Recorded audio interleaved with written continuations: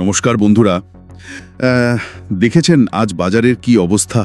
সেন্সেক্স প্রায় 752 পয়েন্ট নিচে, আর নিফটি তো 24,700 নিচে চলে গেল। পরপর 3 দিন ধরে পড়ছে। এমনটা কেন হচ্ছে বলুন তো? চিন্তা বাড়ছে কি? আমি আপনার ফিনান্স দোস্ত উইল অ্যান্ড ইনভেস্টিংয়ে স্বাগত। আসুন, এই যে বড় পতনটা হলো, এর কারণগুলো একটু সহজভাবে বোঝার চেষ্টা করি, যাতে আমরা ঠিকঠাক সিদ্ধান্ত নিতে পারি।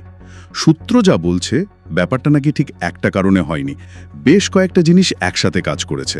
তো মূল ধাক্কাটা কোথা থেকে এলো? হ্যাঁ, ঠিক তাই। দেখুন, মূলত দুটো বড় দেশের ভেতরের ঘটনাই বাজারকে বেশ নাড়িয়ে দিয়েছে। প্রথমত, কোটাক মাহিন্দ্রা ব্যাংকের কোয়ার্টারলি রেজাল্ট। কোটাকের রেজাল্ট কেমন ছিল? আসলে ফলাফলটা ঠিক আশানুরূপ হয়নি, লাভ কমেছে। আর চিন্তার বিষয় হলো, ওরা কমার্শিয়াল ভেহিকল ওই যে বাণিজ্যিক গাড়ির লোন, সেই সেগমেন্টে কিছু সমস্যার ইঙ্গিত দিয়েছে। Commercial vehicle loan? তার এটা তো অর্থনীতির একটা ইন্ডিকেটর, তাই না? গাড়ির বিক্রি কমলে একদম অর্থনীতির গতি কমছে কিনা সেটার একটা ইঙ্গিত। শুধু তাই নয়, ওদের নেট ইন্টারেস্ট মার্জিন এনআইএম ও কমেছে। এক মিনিট, এনআইএম কমা ব্যাংক লোন দিয়ে যা আয় করছে আর ডিপোজিটের উপর যা সুদ দিচ্ছে, তার মধ্যে লাভের অংশটা কমে যাচ্ছে, তাই তো? ঠিক ধরেছেন। এটা কি শুধু কোটাকের সমস্যা, নাকি অন্য ব্যাংকগুলোরও? এটাই পুরো ব্যাংকিং সেক্টর নিয়ে কিন্তু একটা চিন্তা বাড়িয়ে দিয়েছে। আর তার প্রভাবও তো দেখলেন, কোটাক ব্যাংক নিজেই প্রায় 7% পড়েছে আজ। 7%? অনেক। আচ্ছা, আর দ্বিতীয় কারণটা বলছিলেন? দ্বিতীয় বড় কারণটা হলো IT sector. Tata consultancy services TCS. হ্যাঁ, টিসিএস। ওরা তো এই সেক্টরের একদম মাথা। ঠিক। তো ওরা বিশ্বব্যাপী প্রায় 2% কর্মী কমানোর কথা বলেছে। 2%? হ্যাঁ, বাজার এটাকে দেখছে, বিশ্বজুড়ে আইটি সার্ভিসের চাহিদা কমার একটা বেশ বড়সড় সংকেত হিসেবে। তার ইনফোসিস, উইপ্রো এগুলোর উপরেও চাপ আসবে? একদম। আজ তো টিসিএস, ইনফোসিসের মতো শেয়ারে বেশ চাপ ছিল।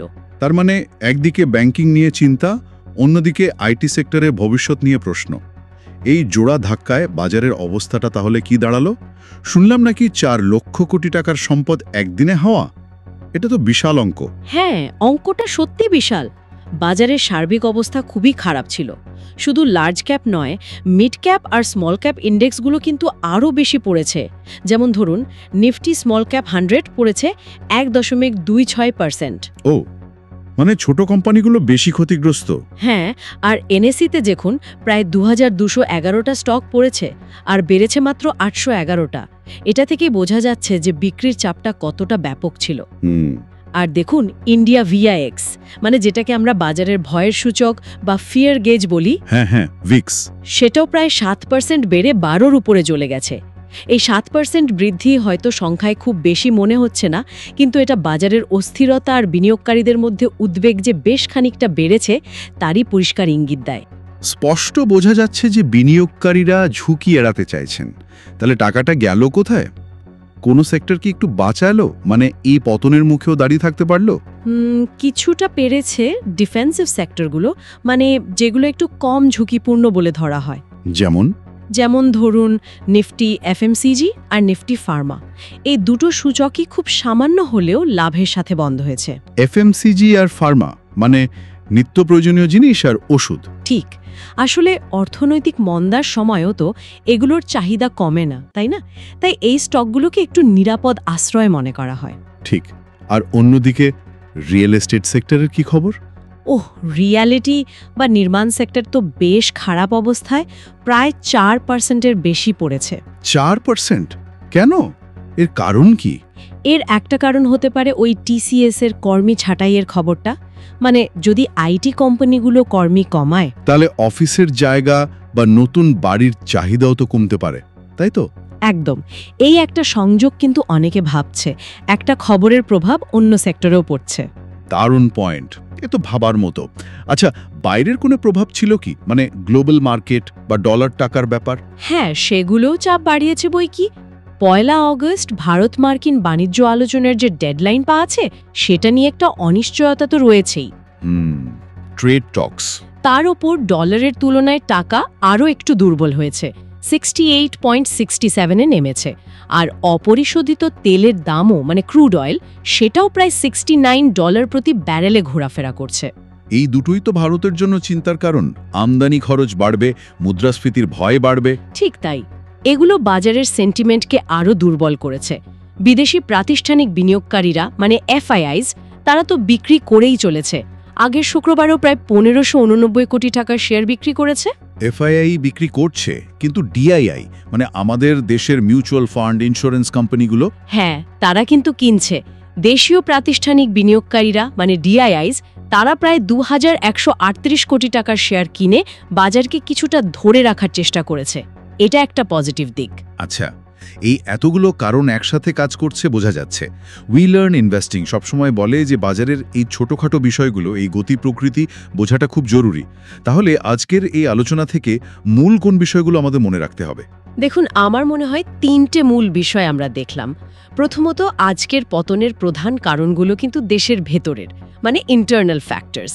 ব্যাংকিং সেক্টরের দুর্বল ফলাফল, বিশেষ করে কোটাকের রেজাল্ট, আর আইটি সেক্টরের মন্দার আশঙ্কা মানে টিসিএস এর ওই পদক্ষেপটা। ইন্টারনাল কারণ। দ্বিতীয়ত, বাজারের সার্বিক পরিস্থিতি, ব্যাপক বিক্রি, ভিআইএস এর বৃদ্ধি, মিড আর স্মল ক্যাপের বেশি পতন, এগুলো পরিষ্কার দেখাচ্ছে যে বিনিয়োগকারীরা ঝুঁকি এড়াতে চাইছেন, রিস্ক অফ সেন্টিমেন্ট। ঠিক। আর তৃতীয়ত, বাইরের কারণগুলোও চাপ বাড়িয়েছে, যেমন দুর্বল টাকা, বাড়তে থাকা তেলের দাম, ওই বাণিজ্য আলোচনার অনিশ্চয়তা। এগুলো উদ্বেগ বাড়িয়েছে ঠিকই, যদিও ডিআইআইদের কেনাকাটা কিছুটা হলেও ভরসা জুগিয়েছে। মোদ্দা কথা, খারাপ খবরে বাজার বেশ কঠোর প্রতিক্রিয়া দেখিয়েছে আজ। পরিস্থিতিটা একটু জটিল মনে হচ্ছে। উই লার্ন ইনভেস্টিংয়ের দর্শন হলো ধারাবাহিকভাবে ছোট ছোট পদক্ষেপ নেওয়া, কনসিস্টেন্ট থাকা। এই অবস্থায় দাঁড়িয়ে একজন বিনিয়োগকারীর কি ভাবা উচিত, কি করা উচিত? দেখুন, প্রথম এবং সবচেয়ে জরুরি কথা হলো একদিনের বা কয়েকদিনের পতনের ভিত্তিতে আতঙ্কিত হয়ে বিক্রি করাটা কিন্তু বুদ্ধিমানের কাজ নয়। প্যানিক সেলিং যাকে বলে। একদম। নিজের দীর্ঘমেয়াদী লক্ষ্যের কথা মাথায় রাখতে হবে। ঠিক। দ্বিতীয়ত, নিজের পোর্টফোলিওটা আর একবার ঝালিয়ে নেওয়া দরকার। যথেষ্ট ডাইভার্সিফিকেশন বা বৈচিত্র্য আছে তো? ডিফেন্সিভ স্টকগুলো কি এই সময়ে কিছুটা সুরক্ষা দিল? এগুলো দেখা দরকার। Portfolio review. ঠিক। তৃতীয়ত, সামনে কিন্তু আরও কিছু বড় কোম্পানির ফলাফল আসছে, যেমন ধরুন এলএনটি, টাটা স্টিল, এদের রেজাল্ট আছে। মার্কিন ফেডারেল রিজার্ভেরও মিটিং আছে সামনে। এগুলোর দিকে অবশ্যই নজর রাখতে হবে, কারণ এগুলো বাজারের পরবর্তী গতিপথ ঠিক করতে পারে। আচ্ছা, আরও কিছু ডেটা পয়েন্ট আসবে। হ্যাঁ, শেষে একটা কথা একটু ভাবার জন্য বলি। আমরা দেখলাম কিভাবে টিসিএস এর একটা খবর রিয়েল এস্টেট সেক্টরকে প্রভাবিত করলো, তাই না? হ্যাঁ, ইন্টারেস্টিং ছিল ওটা। এটা একটা জরুরি প্রশ্ন তুলে ধরে। আমরা কি বিনিয়োগ করার সময় এই ধরনের দ্বিতীয় বা তৃতীয় স্তরের প্রভাবগুলো সেকেন্ড বা থার্ড অর্ডার এফেক্টস যথেষ্ট গুরুত্ব দিয়ে বিচার করছি, নাকি শুধু সরাসরি কারণগুলো দেখেই সিদ্ধান্ত নিয়ে ফেলছি? এটা কিন্তু ভাবা দরকার। খুব মূল্যবান পর্যবেক্ষণ। শুধু সারফেস লেভেলে না দেখে আরও গভীরে গিয়ে কানেকশনগুলো বোঝা। দারুণ। আশা করি আজকের এই গভীর বিশ্লেষণ আপনাদের বাজারের পরিস্থিতি বুঝতে এবং অবশ্যই নিজের সিদ্ধান্ত নিতে সাহায্য করবে। আমাদের এই আলোচনা ভালো লাগলে অবশ্যই লাইক আর সাবস্ক্রাইব করবেন উই লার্ন ইনভেস্টিংকে। আর আপনার কি মনে হচ্ছে বাজারের এই অবস্থা নিয়ে? আপনার ভাবনাটা কি? কমেন্টে জানাতে কিন্তু ভুলবেন না। উই লার্ন ইনভেস্টিংয়ের পক্ষ থেকে আমি আপনার ফিন্যান্স দোস্ত আজকের মতো এখানেই বিদায় নিচ্ছি। সবাই ভালো থাকবেন। নমস্কার।